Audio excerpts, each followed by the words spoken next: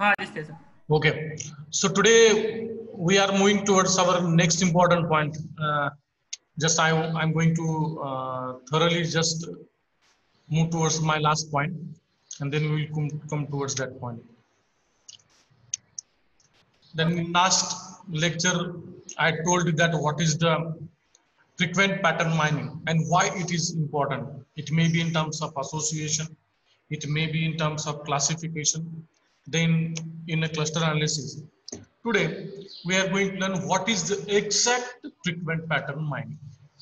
So, while doing a frequent pattern mining, or while you are going to find a frequent pattern, we must know two important measures, which are rule interestingness.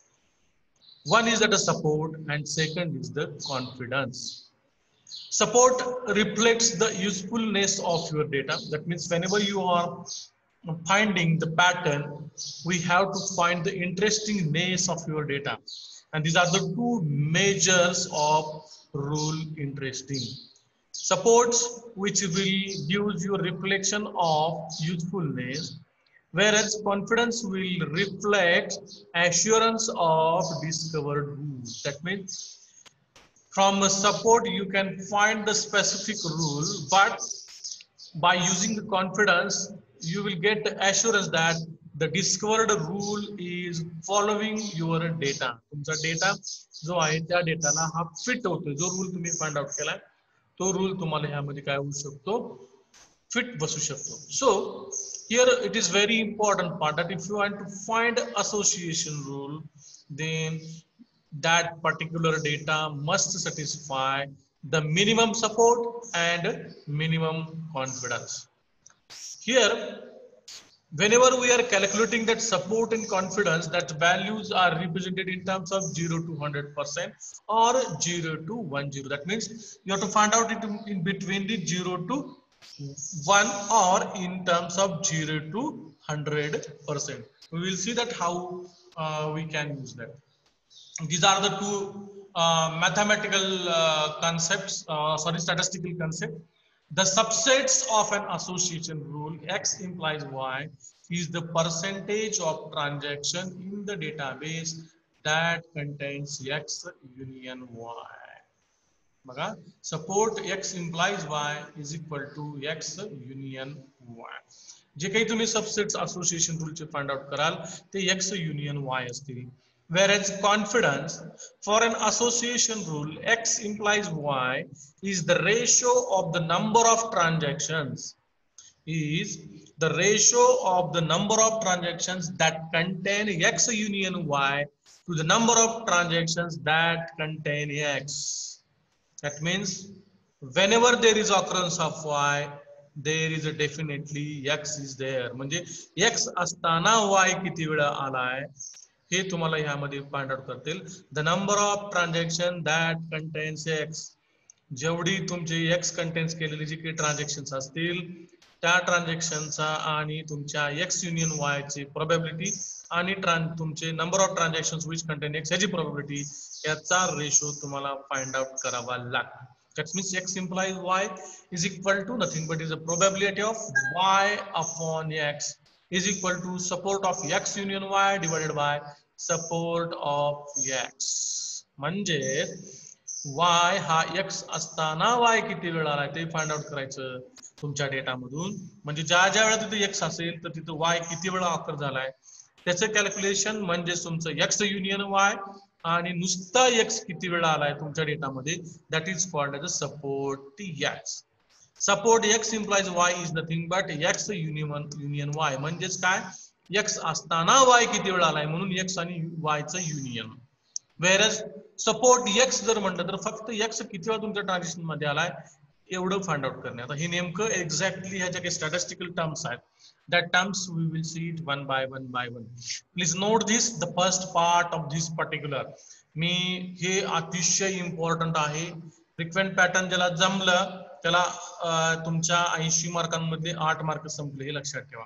So please write down this transactions. तुमच्या left hand कोपऱ्यामध्ये काही transaction दिलेले आहेत. Transaction T1, T2, T3, T4. Today we are going to just learn what is the support and what is the confidence. And then we are moving towards the association rule regarding with your support and confidence. So please write down this particular T1, T2, T3, T4. In T1 transaction, bread is occurred. That person has purchased bread, then jelly, then peanut butter. In transaction 2, T2, the customer has purchased bread, peanut butter. In transaction T3, the customer has purchased bread, milk, and butter. And in transaction T4, the person or the customer has purchased beer and bread. And in T5, the person has purchased beer and milk. So these are the transactions we are having. T1, T2, T3, T4. I'm just again I repeat. T1 is a bread, jelly and butter. T2 is a bread, butter. T3 is a bread, milk and butter. T4 is a beer and bread, and T5 is a beer and milk. Now we are going to find out the particular support of each and every atoms which are coming in your transaction. So what we are having the transactions 5. How much transactions are there? 5 transactions, and we have to find the support of bread, support of jelly, support of butter, support of milk, support of beer. या सगळ्यांचा आपल्याला काय करायचंय पहिल्यांदा support find out करायचा. So we will start from first part. What about the beer? How much time that beer is coming in the transactions? त्या 5 transactions मध्ये किती वेळेला बियर हा आयटम परचेस केला गेला आहे? 2 by 5. That means 2 times it has been purchased out of 5 transactions. 2 times beer has purchased out of 5 transactions. Is it correct? So it is a 2 by 5 is equal to 40%. That means 2 divided by 5 into 100. How much you will get? 40%. The next part is that the bread. In how much transaction that bread has occurred? That is nothing but your support. In T1, in T2, in T3, and in T4. So what? The support is a support of bread is a 4 by 5 is nothing but it is a 80%. 4 by 5 into 100 is equal to, you will get a 80%. Then what about jelly? Jelly only once times coming. So what? It is a 1 by 5 is equal to, there is a chance that 20% product of jelly has coming in a transaction. That is the support of that jelly. Then milk, how much time it has come? 1 and 2. Milk 1 and 2. 2 by 5 is equal to 40%. Then what about butter? Butter has come 3 times. 3 by 5. 3 by 5 is equal to 60%. That means the support of the butter is a 3 by 5 into 100 is equal to 60%. The next part, only we have been taken the single part. Again, if we take combinations of these two. Now, what about beer and bread? Then bread, peanut butter. When we will want that, we will see that only first see the first 5 transactions about the beer, about the bread, about the jelly, about the milk and peanut butter. Now we have to find out that, suppose for example we want that when there is bread, that means bread implies peanut butter. We have to find out that when there is a bread, how much times that peanut butter came. बघा ज्या वेळेला bread असताना peanut butter किती वेळा आलेलं आहे. आता पहिल्यांदा आपल्याला काय चेकआउट करायला लागेल, तर ब्रेड किती वेळा आलाय, किती वेळा आलाय ब्रेड आपण पहिल्यांदा फाइंड आउट केलंय. बरोबर आहे. किती? 4 ट्रान्झॅक्शन्स. किती ट्रान्झॅक्शन्स? 4 ट्रान्झॅक्शन्स 80. आणि मग तुमचा पीनट बटर किती वेळा आलाय बघा. आता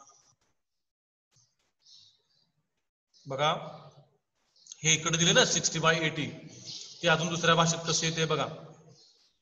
I will show you how much time cannot, how much time bread is coming. 1 2 3 and 4. Okay, we will write down it here only. 4. Okay, okay, 4. Now we have to find out when there is a bread, how much time the peanut butter is coming. So here 1, 2, and 3 times when there is bread. When butter is coming, when there is bread, 1 time, 2 time, and 3 time. But in this transaction code, there is no peanut butter. So we'll write down this here as a 3/4. How much it will come then into 100? Find out how much. Find it. You will get 70%. 75%. How much? How much? 75%. When there is a bread, peanut butter. That means bread implies peanut butter. Now the vice versa. When there is a peanut butter, how much time bread is coming? Again we will find out. Firstly, we have to find out how much time peanut butter is coming. 1, 1, 2, 3. Write down it here. म्हणजे butter असताना bread किती वेळ आलाय. आता butter बघायचं, bread किती वेळ आलाय. बटर बघायचं, ब्रेड किती वेळ आलाय. बटर किती वेळ आलाय, म्हणजे 3/3. मग याचं उत्तर किती आलं तुमचं आता? 100%. किती आलं? 100%. हे तुम्ही याच्यावरून पण फाइंड आउट करू शकता आणि याच्यावरून पण फाइंड आउट करू शकता. हे सगळ्यात सोपं, आपल्याला त्रास होणार नाही. मी पुन्हा रिपीट करतो. ब्रेड इम्प्लॉईज पीनट बटर, म्हणजे ब्रेड असताना पीनट बटर किती वेळा आलेला आहे. That means is probability of bread peanut butter. मग ब्रेड आणि पीनट बटर असलेले प्रोबॅबिलिटी किती आहेत? 1, 2 आणि 3. किती आहे? 1, 2 आणि 3. आणि ब्रेड किती वेळा आलाय मग? 1, 2, 3 आणि 4. टोटल काढले तुमचे 3/4 into 100. ऑटोमॅटिक तुम्हाला उत्तर किती मिळेल? 75%. इथंही तेच केलंय. आता मी तुम्हाला सांगतोय, ब्रेड इम्प्लॉईज जेली काढा. किती येईल बघा. Bread employs jelly. आता ब्रेड किती वेळा आले हो? मगाशी काढले आपण, 4 वेळा आले. बरोबर आहे का? ब्रेड इम्प्लाइज जेली करा. म्हणजेच काय करणार? Probability of bread comma jelly bracket complete divided by probability of bread. Bread किती वेळा आलाय? 4 वेळा. मग ह्याच्यात जेली किती वेळा आले? ब्रेड असताना only 1 time. This is the confidence. 1/5 म्हणजेच किती? 25%. किती येणार तुमचं उत्तर? 25%.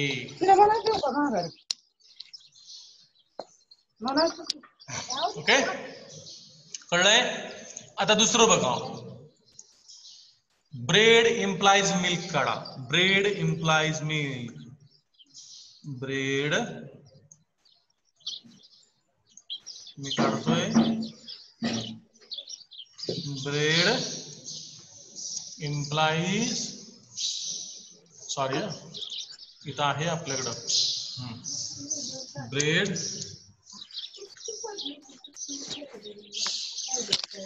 इम्प्लाइज मिल्क काढा. किती येईल?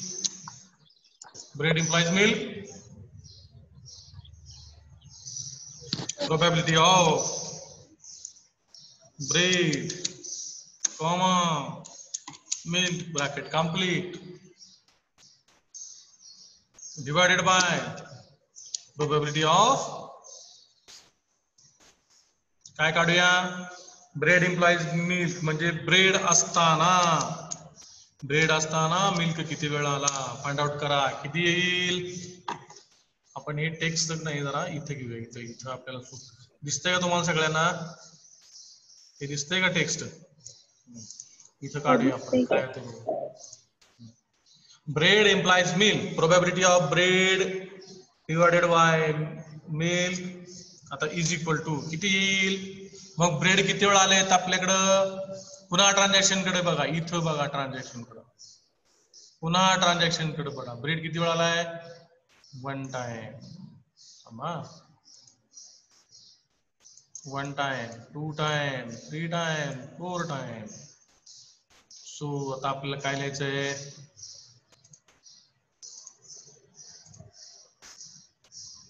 इथं किती येणार? Divided by 4. पण कोणाच्या? आता ब्रेड 4 वेळा आले, पण त्याच वेळेला मिल्क किती वेळा आलेला आहे बघा. पहिल्या ट्रान्झॅक्शन मध्ये आले का?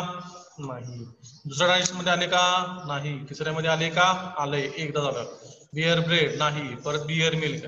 मिल्क आले, पण त्यावेळेला ब्रेड आहे का? नाही. म्हणजेच किती झालंय? 1/4. किती येणार उत्तर याचं? Is equal to 25%. किती आलं उत्तर याचं? 1/4 इज इक्वल टू 25%. किती आलं उत्तर?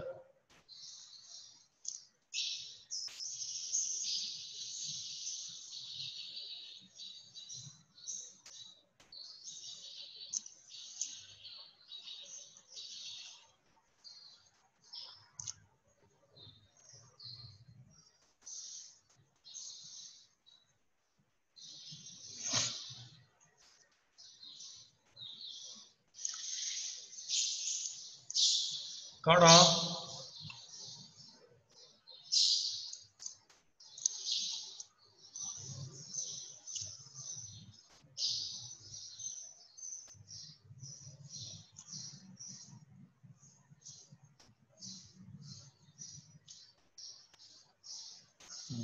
आता दुसरं देतो मी, काढा.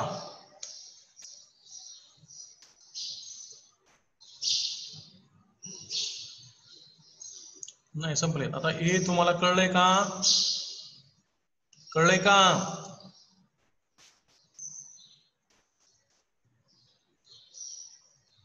हॅलो प्रवीण.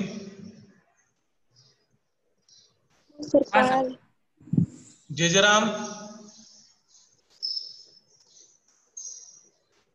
जय जयराम बनगर.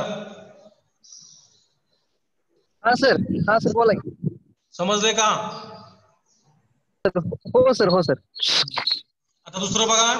आता हेच आपण पुढे बघतोय परत नवीन. बघा इथं मी आता काय करणार आहे बघा. मिल्क असताना, तर वाईस वर्सा, मिल्क असताना ब्रेड किती वेळा आलाय काढायचं आहे मला. काय करणार मग मी? सो मला काय करायला लागेल? Probability of milk comma bread bracket complete divided by probability of milk is equal to. तर काय करणार? किती येणार सांगा बघू. हा, मिल्क किती वेळा आले?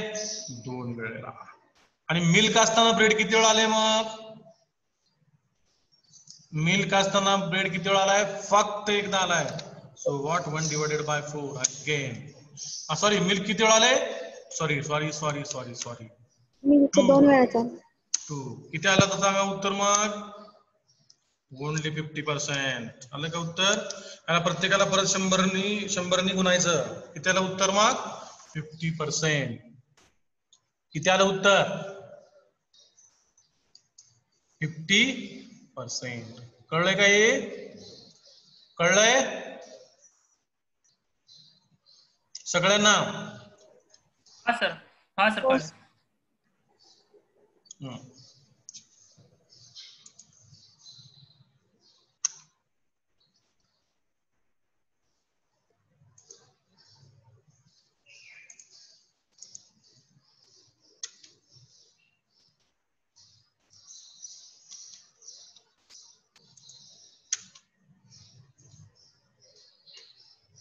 आता दुसरं उदाहरण घ्या लिहून.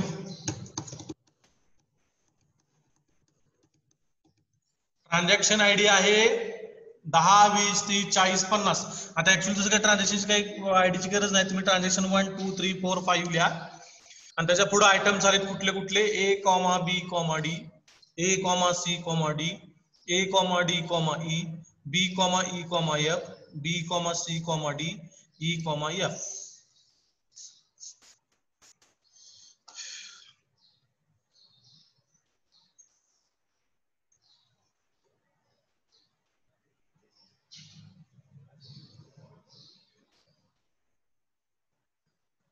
आता सगळ्याचा सपोर्ट शोधायचा. ए चा सपोर्ट शोधा, बी चा शोधा, सी चा शोधा, डी चा शोधा, ई चा शोधा आणि एफ चा शोधा. आता काय झाले बघा, टोटल ट्रान्झॅक्शन किती आहेत? 5. आता ए किती वेळा आलंय? आता सपोर्ट ऑफ ए तुम्हाला फाइंड करायचंय. काय फाइंड करणार तुम्ही? काय फाइंड करणार आहे? सपोर्ट ऑफ ए. बघा सपोर्ट ऑफ ए किती येणार मग? 3. किती वेळा आलाय? तर सपोर्ट ऑफ ए 3 वेळा आले. ट्रान्झॅक्शन तुमचे किती आहे? टोटल 5. उत्तर तुमचं येईल किती? 60% उत्तर येईल. 5 × 30 60%. Is it correct? आता सपोर्ट ऑफ बी किती येईल? 3. काय बी किती वेळा आलाय? 3 वेळा आलाय. ट्रान्झॅक्शन टोटल किती आहेत? 5 आहेत. परत किती वेळा आले? पुन्हा 60 आला. आता पुढं support of C. Support of C किती येणार? 2. सी किती वेळा आलाय? 2 वेळा आलाय. ट्रान्झॅक्शन टोटल किती आहे? 5 आहे. उत्तर किती येणार तुमचं? 40%. बरोबर आहे का? बरोबर आहे ना? फास्ट सपोर्ट ऑफ डी किती येणार सांगा आता? 4. 80%. 1 2 3 4 4 डिवायडेड बाय 5 किती आलं मग? 80%. पुढे support of support of E किती येणार? किती वेळा आलाय? 3 वेळेला. 3 वेळेला डिवायडेड बाय 5 किती वेळा आलं? 60%. आलं का? आता पुढं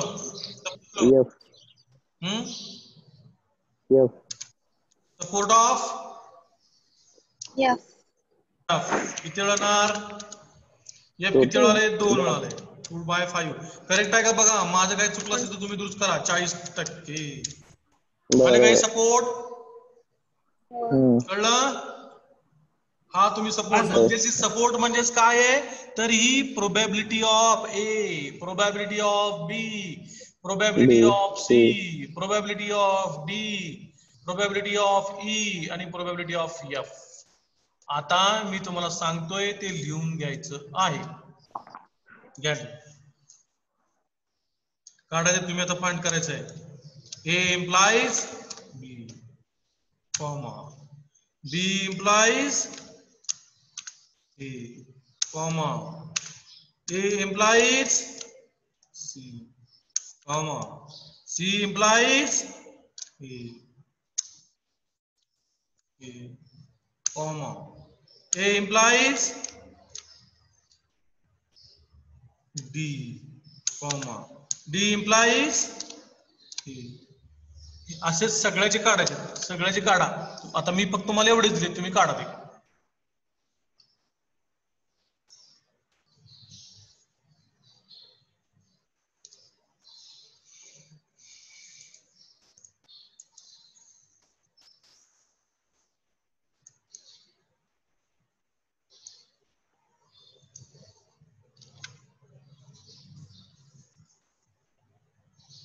काढता येतील?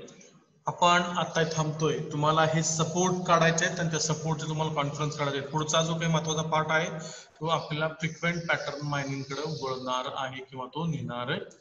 ओके, आता आपण थांबतोय.